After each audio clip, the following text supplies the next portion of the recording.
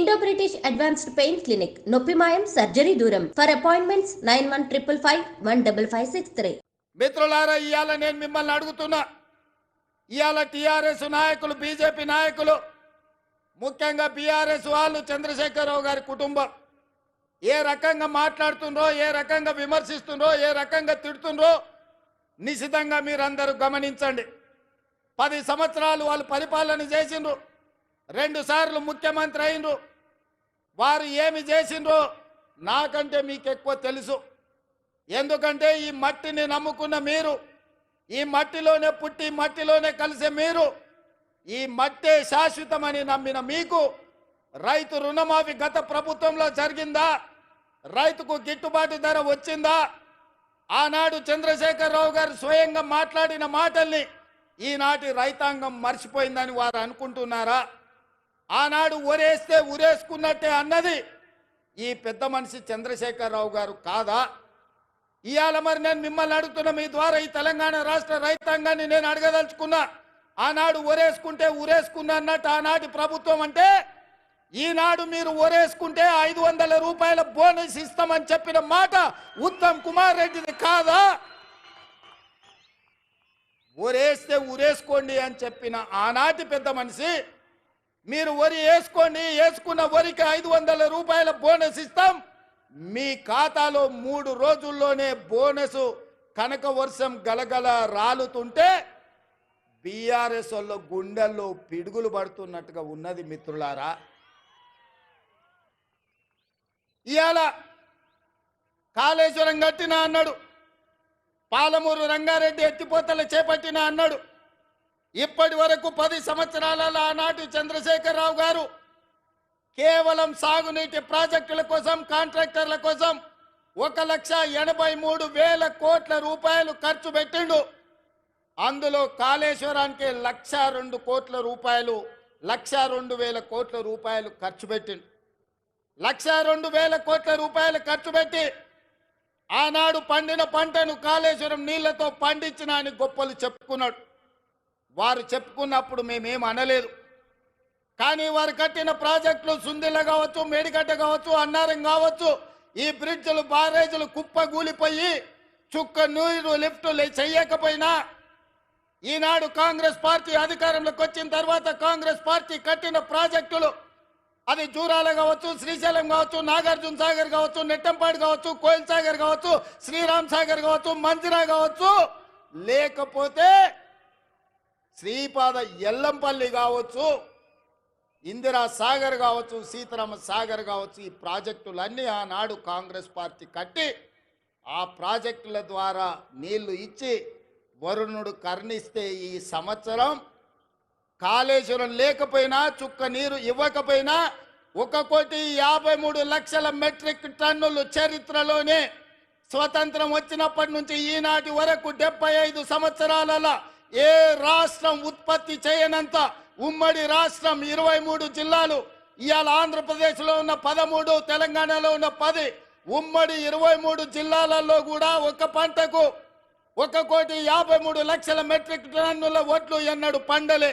మరి ఇవాళ తెలంగాణ రాష్ట్రంలో ప్రజాపాలనలో మన ప్రభుత్వంలో ఒక పంటకు 66 లక్షల ఎకరాలలో 1,53,00,000 మెట్రిక్ టన్నుల వడ్లు పండించి 500 రూపాయల బోనస్ ఇచ్చి ఇవాళ ధైర్యంగా ఈ గడ్డ మీద, పాలమూరు గడ్డ మీద రైతు పండుగ చేసుకుంటున్నాం.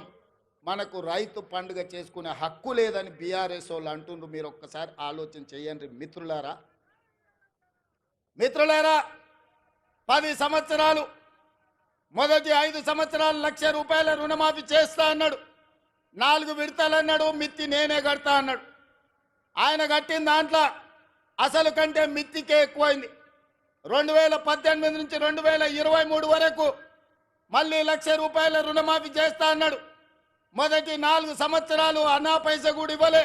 ఆఖరి సంవత్సరం ఔటర్ రింగ్ రోడ్డును అమ్మి 11,000 కోట్ల రూపాయలు రైతుల ఖాతాలో వేస్తే 8,596 కోట్ల రూపాయలు మిత్తికే పోయినాయి. అసలు చెల్లించింది 2,500 కోట్లే. మిస్టర్ హరీష్ రావు గారు, మీరు వినండి స్పష్టంగా. ఆర్థిక మంత్రిగా మీరు బాధ్యత నిర్వహించింది కదా. ఔటర్ రింగ్ రోడ్డు 7,500 కోట్ల రూపాయలకు తెగ నమ్మి ఆనాడు కాంగ్రెస్ పార్టీ నిర్మించి ఒక అద్భుతమైన ఆస్తిని నగరానికి తెలంగాణ రాష్ట్రానికి ఇస్తే దాన్ని అమ్మేసి 5 సంవత్సరాలలో రైతు రుణమాఫీ చేసింది మీరు 11,000 కోట్లు అయితే అందులో 8,500 కోట్ల రూపాయలు మిత్తికే సరిపోయినాయి. మీరు చెల్లించిన అసలు 2,500 కోట్లే. ఇవాళ ఈ వేదిక మీద నుంచి లెక్కలు చెప్తున్నా. ఇవాళ నువ్వు అనొచ్చు పాలమూరులో మేము లేం కదా నువ్వు ఎట్లన్నామని. ఇదే లెక్కలు అసెంబ్లీలో నేను లెక్కలు తేలుస్తా. 5 ఏళ్లలో మొదటి సంవత్సరం నువ్వు రైతు రుణమాఫీ చేసినుంటే ఈ 8,500 కోట్లు మిత్తి కాదు, రైతుల అసలు అప్పుకు సరిపోతుండే. మీరు 5 ఏళ్లలో మొదటి సంవత్సరంలోనే రైతు రుణమాఫీ చెయ్యనందుకు ఇవాళ మీరు ఇచ్చిందంత మిత్తికే పోయింది. అందుకే నేను ఆలోచన చేసిన, మా భట్టి గారి సలహా తీసుకున్నా. ఇవాళ నేను ఈ వేదిక మీద నుంచి సగర్వంగా తెలంగాణ రైతాంగానికి గొప్పగా నేను చెప్పదలుచుకున్నా. 29 రాష్ట్రాలలో ఉన్న ముఖ్యమంత్రులను కానీ ప్రధానమంత్రి నరేంద్ర మోడీని కల్వకుంట్ల చంద్రశేఖరరావును సవాలు విసురుతున్నా.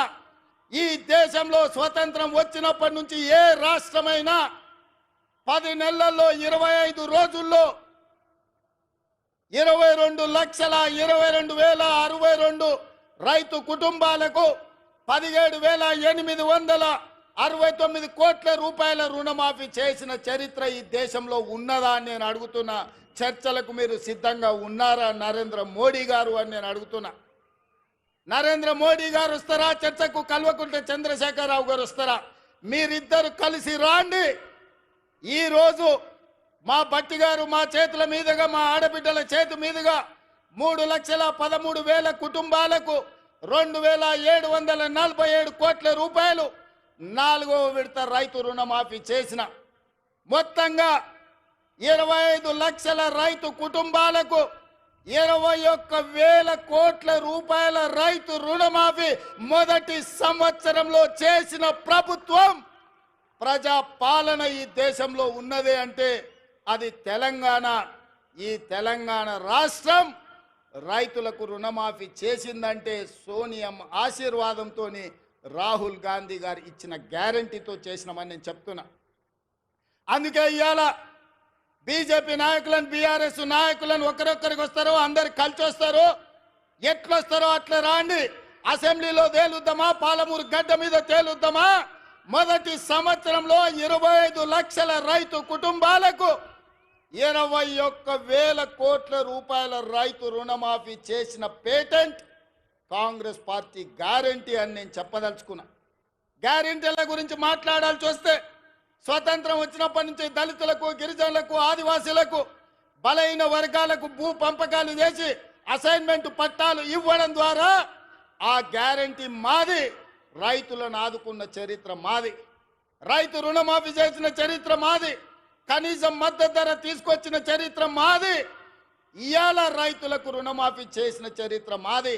రైతులకు 24 గంటలు ఇవాళ ఉచిత విద్యుత్ వస్తుందంటే ఆనాడు డాక్టర్ వైఎస్ రాజశేఖర రెడ్డి గారు 9 గంటలు రైతాంగానికి నాణ్యమైన ఉచిత విద్యుత్ ఇచ్చి